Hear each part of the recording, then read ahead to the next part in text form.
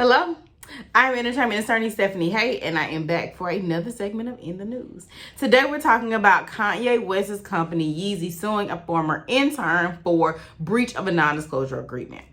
The breach happened based on the intern's work over the summer with Yeezy's brand when the intern posted a picture that had not been disclosed to the public on their Instagram.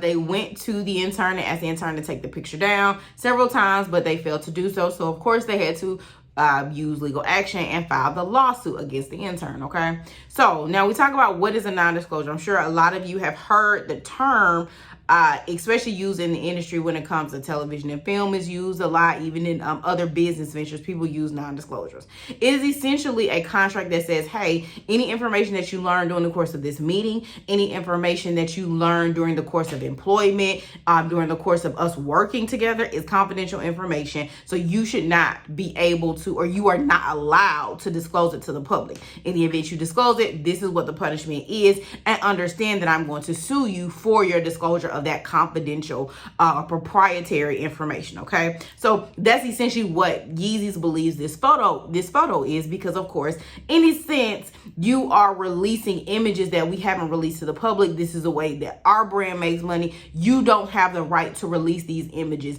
even though you were privy to the activity and things like that. That's not your right to release the images. Okay, so now we go back to the enforceability of this non-disclosure agreement. A lot of non-disclosure agreements, well, let me not say a lot. We'll talk about that in a second. But this particular non-disclosure agreement says that if they are to breach, there are what we call liquidated damages. And those damages are essentially what they estimate to believe if you were to breach this non-disclosure, what they feel like they'd be entitled to. So it's kind of like a floor of saying, hey, I think if you were to breach our agreement, we should be entitled to $50,000. And that's essentially what's in the non-disclosure. They are also asking for punitive damages. Punitive damages meaning they are wanting to punish him on top of the $50,000 for the fact that, hey, you breached this agreement. We believe you've done it maliciously because we keep asking you to take the photo down and you don't want to. So we're asking the court to punish you based on what they believe is right. So we're going to put that request to the court and just hope that they come up with a number that will further punish you for your malicious actions, okay?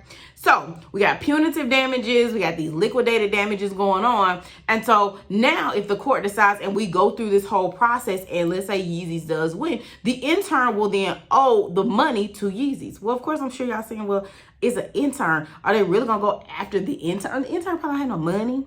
Well, that may be true. But a lot of times when you have a judgment, essentially they win the case, so they'll get a judgment. They'll be able to then go and enforce that judgment on property that this particular person may own or own in the future, because now they have this piece of paper from the court that says, hey, you have an outstanding judgment and now we're going to create a lien. Okay, so that's essentially how they would get the money, even if he doesn't have cash in hand today to pay that judgment off. Okay, so as always, I want to use this as an opportunity for us to learn. So what do we learn from this? First of all, read a non-disclosure. If you are the party that has been presented a non-disclosure, you need to understand what it says before you sign. So you know, in the event that you breach this agreement, like most agreements, what it is that they are going to be requesting of you, okay?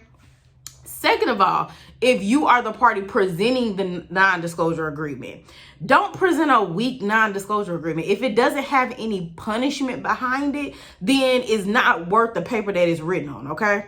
So when I say punishment, things like the liquidated damages clause, stuff like that, so that then it is a definitive punishment or a definitive statement saying, we believe your violation will cost us this, okay? Because then there's some clarity there. That's essentially what I'm trying to say. And then third, if you are going to present a non-disclosure agreement, you need to be about that life in the event that it is breached. Don't present a non-disclosure agreement and then be afraid to sue. And when I say afraid to sue, afraid to pay the litigation costs and the attorney costs that you're going to incur up front in order to get this lawsuit kicked off. Yes, I'm sure some of you are saying, well, why aren't they paying the cost? Because they're the one that breached the agreement. That may be well and fine, and you can request that those fees be reimbursed to you. But off top, it's going to be your responsibility to pay the attorney's fees and the expenses up front. So don't present a non-disclosure agreement and have somebody breach it, and then you're not about that life to sue, because essentially, once again, it ain't worth the paper that it is written on.